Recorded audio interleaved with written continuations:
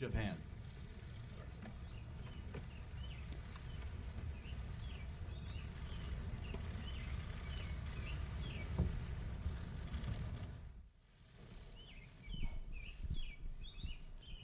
Thank you very much. Today I'm greatly honored to welcome my good friend, Prime Minister Abe of Japan, to the White House. Over the past 16 months, the Prime Minister and I have worked closely together to address common challenges, of which there are many, seize opportunities, and advance the interests of our nations. Today, we have had another deeply productive and very valuable discussion. We have developed not only a strong working relationship over the last year and a half, specifically 503 days, but a great personal friendship. I was honored by the tremendous hospitality the Prime Minister showed me when the American delegation went to Japan last year. It was really something very special. And we had the Prime Minister and Mrs. Abe as our guest at Mar-a-Lago in Palm Beach. The steadfast alliance between Japan and the United States is an enduring force of peace and stability in the Pacific region and around the world. From the beginning of my administration, the Prime Minister and I have been working to expand our cooperation in a range of areas, including defense and commerce, which is what we discussed today, as I prepare to meet next week with Kim Jong Un. And I want to bring up the fact that the Prime Minister and also President Moon of South Korea were extremely helpful, cooperative, and they'd like to see something happen. Be great for North Korea, South Korea, be great for Japan, the United States, and the world. Our partnership has been invaluable in reaching this important moment, and we will continue to be in very close communication in the weeks ahead, including the issue of Japanese abductees, which I know is of great personal importance to Prime Minister Abe. I hope the upcoming meeting in Singapore represents the beginning of a bright new future for North Korea, and indeed a bright new future for the world. The denuclearization of the Korean Peninsula would usher in a new era of prosperity, security, and peace for all Koreans, North and South, and for people everywhere. Prime Minister Abe and I are also working to improve the trading relationship between the United States and Japan, something we have to do. The United States seeks a bilateral deal with Japan that is based on the principle of fairness and reciprocity. We're working hard to reduce our trade imbalance, which is very substantial, remove barriers to U.S. exports, and to achieve a fair and mutually beneficial economic partnership. And we're on our way. The Prime Minister was telling us just moments ago that they're buying billions and billions of dollars of additional products of all kinds, military jets, airliners from Boeing, lots of farm products. We're going to be doing a lot more business with Japan, which is what everybody wants to see. There has never been a better time to invest in the United States. Thanks to our massive tax cuts, historic deregulation, a strong trade policy, which has just really begun, because I will tell you over the years it has been an extraordinarily weak trade policy, the opening of American energy, and a return to the rule of law, our economy is absolutely booming, best it's ever been. Unemployment is at the lowest level in nearly half a century. And for African American and Hispanic American workers, unemployment has reached its lowest level ever recorded. We welcome and encourage Japanese investors to open new plants and factories in the United States, and that will happen. The Prime Minister has told me that will happen. We want new auto plants going into Michigan and Pennsylvania and Ohio, and many of our states that have them and some that don't, and they'll be doing that. Japan has also remained a critical partner in our efforts to promote a free and open Pacific region where sovereign nations uphold the rule of law, respect the rights of their neighbors, and honor the interests of their people. These core principles allowed diverse nations to thrive and prosper all together in one beautiful, peaceful atmosphere. We're all happy about it. It's what's happening now. Prime Minister Abe, it is a true privilege to work with you. You've become my great friend. I want to thank you for being here at the White House, for our meetings today, so productive. I'm also very proud to say that the bonds between our nations are stronger than ever before, and I know that together we can unlock incredible new opportunities, achieve remarkable new prosperity, and ensure the safety and security of our citizens for a very, very long time to come. And that's what we intend to do. Thank you very much. Thank you, Mr. Prime Minister.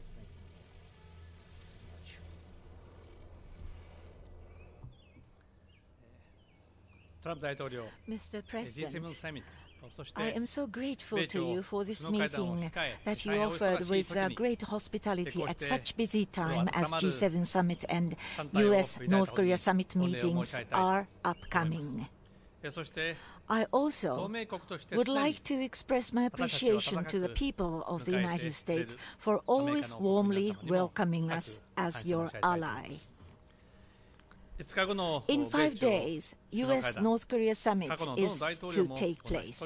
First of all, I would like to pay my deep respect to the outstanding leadership of President Trump as he made this decision that no past presidents were ever able to accomplish.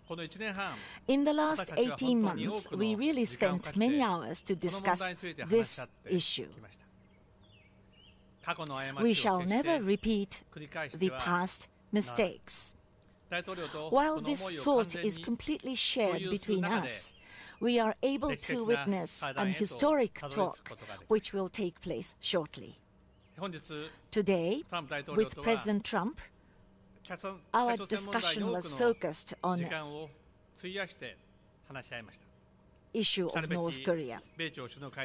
What should we do as we approach the upcoming US-North Korea summit, as well as for the peace and stability of Northeast Asia after the summit?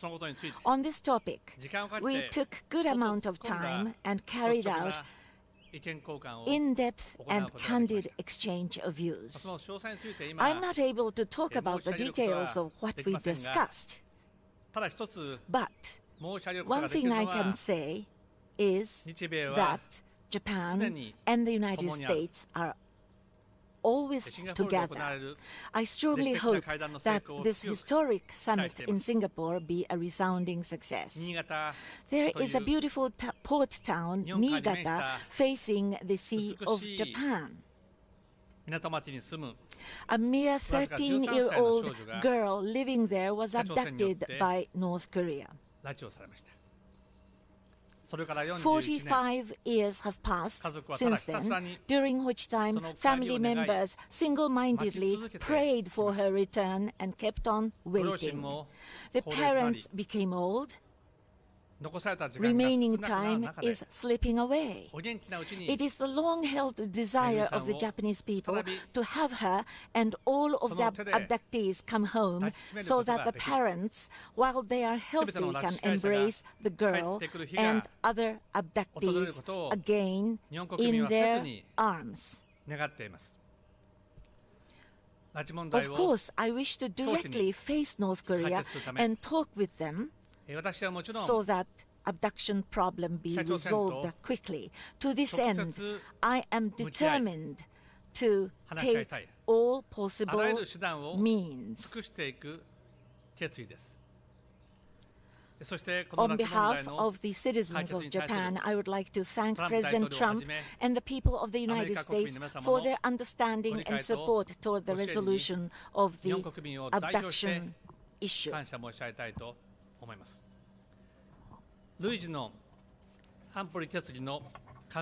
Japan will continue to ask for complete implementation of the successive United Nations Security Council resolutions. There is no change at all for Japan's policy to seek comprehensive solution of the abduction, nuclear and missile programs, and to realize real peace in the Northeast Asia. This is what Japan strongly hopes for. Now, a major step forward is about to be taken. Donald, President Trump, you are about to make a new history. Not only Japan, but the whole international community is strongly looking forward for the United States-North Korea summit to open doors toward peace and stability of the Northeast Asia. North Korea abounds with rich natural resources. North Korea has a diligent workforce. If North Korea is willing to take steps toward the right direction, North Korea can see a bright future ahead for itself. Japan, based on the Japan-North Korea Pyongyang Declaration, is prepared to settle the unfortunate past, to normalize our diplomatic relations, and to provide economic cooperation. Japan wishes to play the role as much as possible. Donald, I value highly your strong commitment to world peace and prosperity. In closing, I wish to add that Japan stands ready to make every effort to assist you for the success of the U.S.-North Korea summit. Thank you. Appreciate it. So we'll take a few questions, if we can start. John Roberts, go ahead.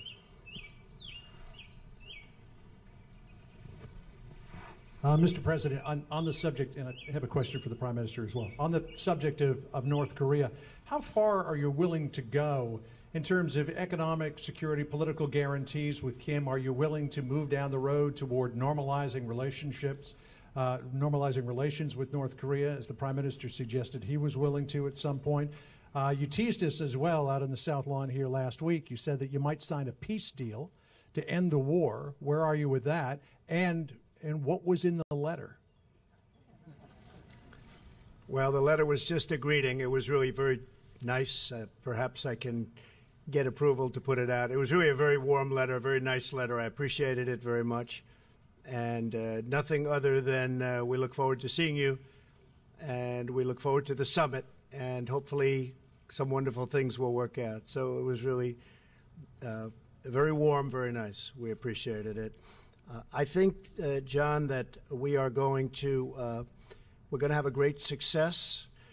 I don't think it will be in one meeting. I think it'll take longer than that. This has been going on for many, many decades. This is something that should have been solved by other presidents, as I've said often before, long before this point. They waited till the last second, and they shouldn't have waited. This should have been solved by many others. I'm not just saying President Obama. I'm saying other presidents. A long time ago, this could have been solved in a lot easier manner and a lot less dangerous manner. But it wasn't, so I'll solve it, and we'll get it done. As far as the Prime Minister is concerned, we will agree, and we have agreed, that we're going to be helping, if the deal is done, we're going to be helping North Korea. We're going to be working with China. We're going to be working with South Korea. President Xi of China has been terrific. The border has been certainly more closed than ever before. I'd like him to close it a little bit more, but it's been more closed than ever before. China has never worked with us this way, and, you know, I give him a lot of credit because, as you know, we're in a dispute as to the imbalance of trade. It's a massive imbalance in China's favor. It's been that way for many decades, and it should have also been handled by previous presidents, but it wasn't. So we'll handle that too. But I give President Xi tremendous credit. And I give President Moon tremendous credit. He really would like to see something happen.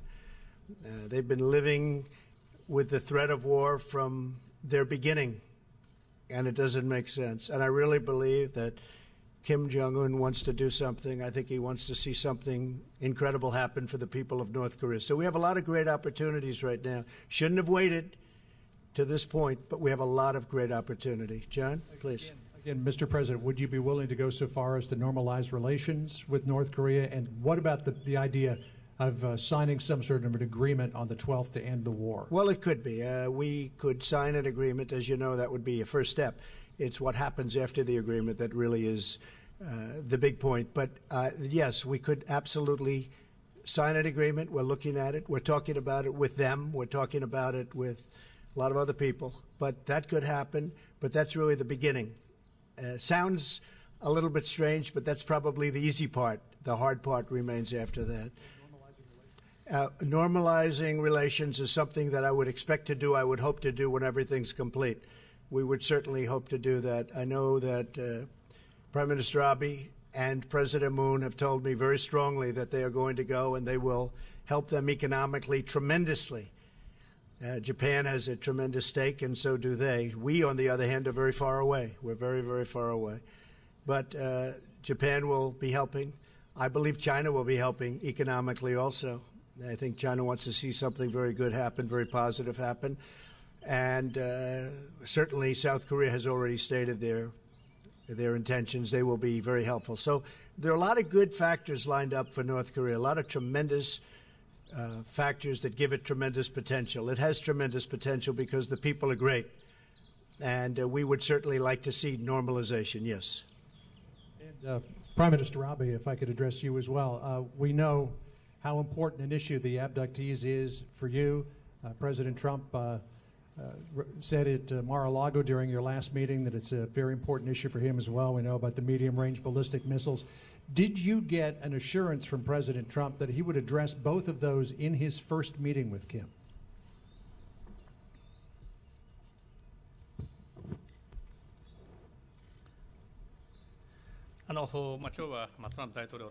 Today, we had long hours of discussion with President Trump, good amount of discussion. On the issue of abduction, I was able to have a detailed discussion, and I think President Trump fully understands the situation. He supports the position of Japan. Last year, President Trump visited Japan. On that occasion, he met with the families of abductees. I told you about the 13-year-old girl abducted.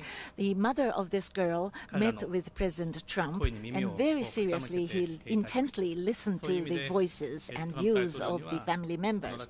So President Trump, amongst the world leaders, I think he is one of the leaders who understands the issue the most, the greatest.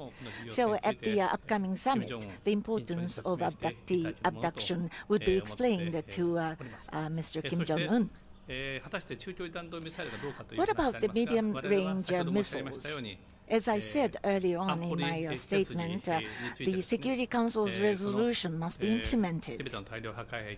All weapons of mass destruction and all ballistic missiles, these are the words used in the resolution of the Security Council. In other words, the Security Council resolution must be completely implemented. On this point, between Japan and US and the international community share the same view. I'm convinced about it. Thank you.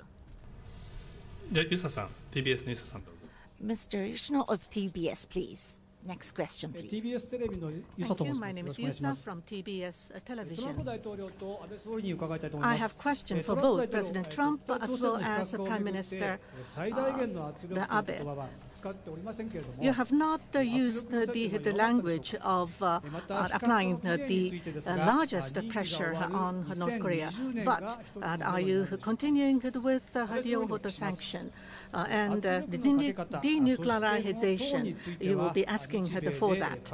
And what is the deadline for the denuclearization? And my question to Prime Minister is how to apply pressure to North Korea and the tone of the language. Are you in full agreement, complete agreement with the United States?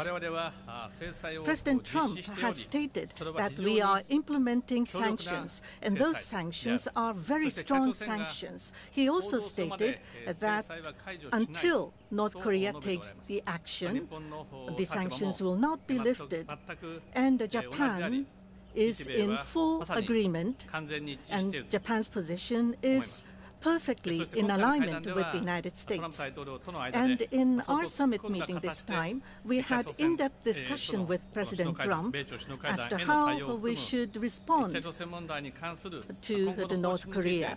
And as for the future policy on North Korea, inclusive of the U.S.-North Korean summit meeting, we had detailed coordination aligning our positions. As I have already mentioned, Japan and the United States are always together. Japan and United States will be in full alignment to seek success for the historic U.S.-North Korea summit meeting in Singapore. Yes, thank you very much. Maximum pressure is absolutely in effect. We don't use the term anymore because we're going into a friendly negotiation. Perhaps after that negotiation, I will be using it again. You'll know how well we do in the negotiation. If you hear me saying we're going to use maximum pressure, you'll know the negotiation did not do well, frankly. There's no reason to say it. We, in the meantime, haven't removed any sanctions. We have a list of over 300 massive, in some cases, sanctions to put on North Korea, and I've decided to hold that until we can make a deal, because I really believe there's a potential to make a deal, and I just don't think it's nice going in under those circumstances. But yes, the campaign hasn't changed. China has continued to hold the border. We, again, would like them to do more in that sense, but they've been really good, and the president has been very good. But maximum sanction is there. We are leaving all of the existing sanctions on. We have many, many sanctions to go, but I don't want to use them unless it's necessary. And I don't think it will be necessary, but we will soon know. Okay? Thank you. Sager and Jetty. Where's Sager? Daily Caller. Thank you, Mr. President. I have a question for the Prime Minister as well. Mr. President, under what you've said repeatedly that you are willing to walk away from the negotiations if they don't do well. Under what exact conditions would you be walking away from that summit? And if the summit does go well, will you be inviting North Korean leader Kim Jong Un to the United States? Well, the answer is yes to the second part of your question, but certainly if it goes well. And I think it would be well received. I think he would look at it very favorably, so I think that could happen. All I can say is I am totally prepared to walk away. I did it once before. You have to be able to walk away. If you're not going to be able to walk away, we didn't walk away from the horrible Iran deal that was signed. And if you look at what's happened since I signed that deal, Iran, and in all fairness, I say it with great respect for the people of Iran, but Iran is acting a lot differently. They're no longer looking so much to the Mediterranean.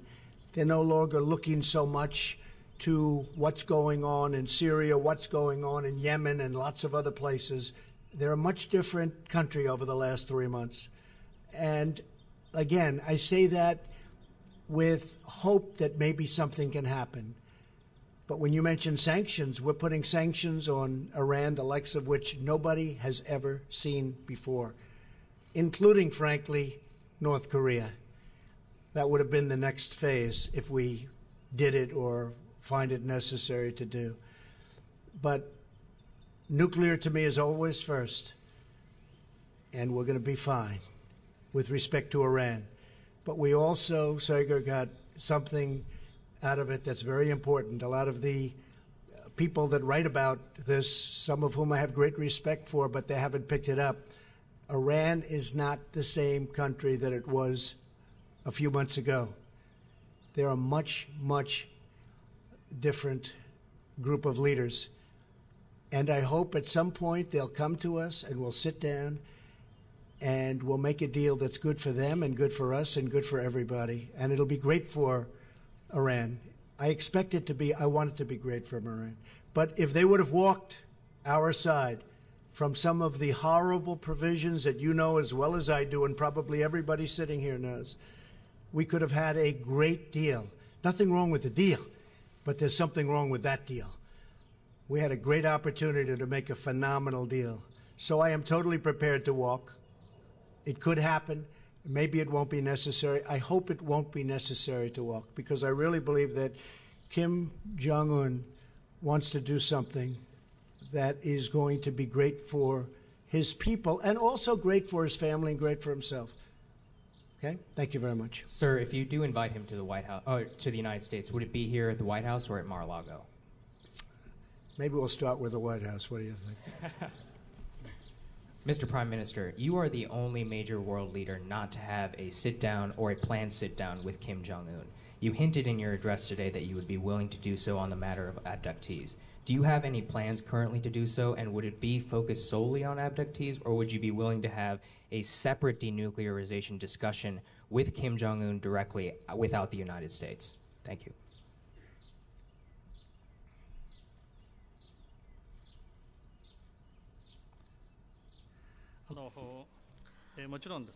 Of course, on the issue of abduction, we have to resolve this problem.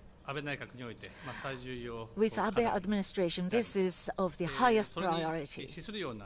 And if anything contributes to that resolution, if the talk leads to the solution of the problem between US and North Korea or between Japan and North Korea, the meetings we wish to have on the issue of abduction in the final analysis,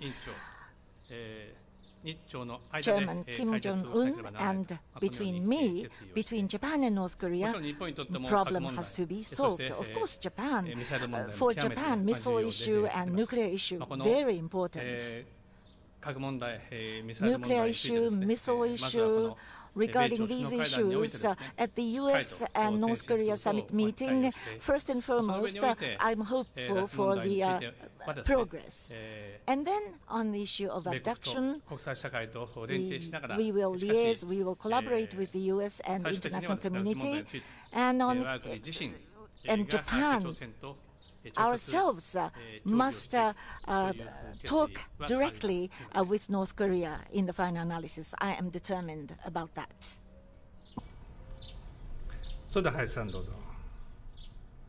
Mr. Hayashi. Thank you. Prime Minister Abe, I have questions to Prime Minister as well as President Trump. Starting with Prime Minister, you have already mentioned to a certain degree on the abduction issue. In order to hold Japan-North Korea summit, the premise is that you need to obtain results for the abduction issue. What kind of concrete pathway are you envisaging to hold the summit meeting? In your meeting with President Trump today, have you asked President Trump to raise the question of abduction at the U.S.-North Korea summit meeting in Singapore? Next is my question to President Trump. The Kim Jong Un has maintained his position that the abduction issue is something that already had been resolved. So what kind of explanation has been given to the United States on abduction issue in the North Korea to the U.S. The consultations? And how should we approach the North Korea in order to seek solution for the abduction? And what did you convey to Prime Minister Abe today in this regard? Well, I can speak first because I will tell you on the Prime Minister's behalf that he very much talked about abduction. It was preeminent in our conversations. He talked about it long and hard and passionately, and I will follow his wishes, and we will be discussing that with North Korea. Absolutely. Absolutely. Prime Minister, go ahead. 4月のマララゴでの日米首脳会談について、本日、改めてMar-a-Lago in February. Today, once again, as President Trump has mentioned already, I have explained on the abduction issue once again, and I have conveyed to him the earnest wish of the families of the abductees. And President Trump once again has stated that the abduction issue will be raised at the upcoming U.S.-North Korea summit. Now, at the U.S.-North Korea summit meeting, as to the concrete matters to be discussed, I would like to refrain from mentioning this at this juncture.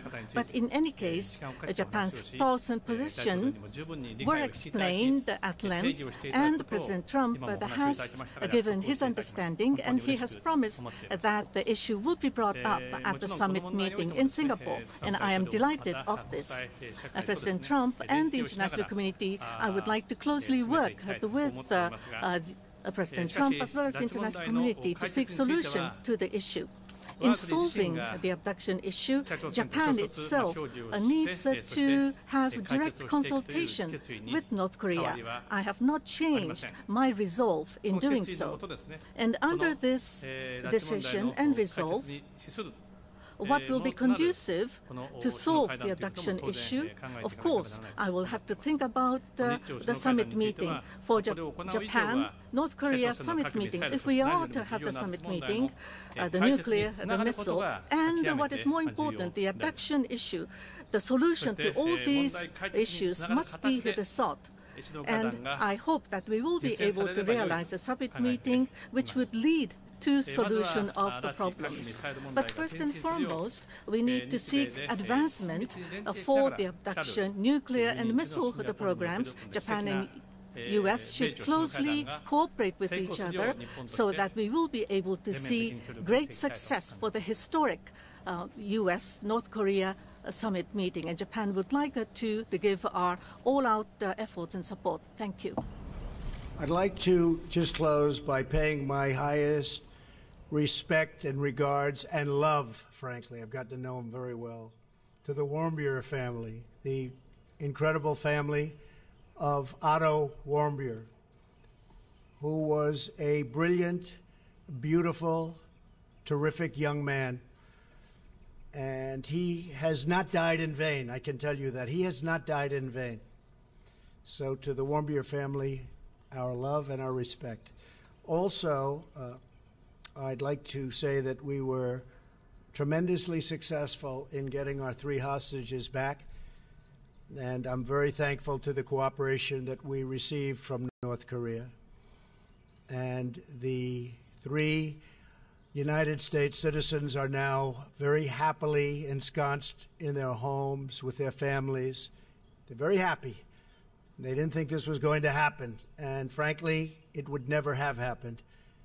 But it has. So I just want to wish them well also. They had a tough journey, but I really respect the fact that we were able to work with the North Korean folks and get them out. They're very, very well ingrained already. They're back into, they were telling me they're now going to movies and they're going out to dinner, and they're back. They're back in our country, and it's a terrific thing. I believe we're going to have a terrific success or a modified success, but in one form or another, if it all goes, and things can happen between now and then. But I know many of you are going, and I look forward to seeing you there. I look forward to traveling with you. It's a long way, but I really believe that we have the potential to do something incredible for the world, and it's my honor to be involved. Thank you very much. Thank you. Thank you.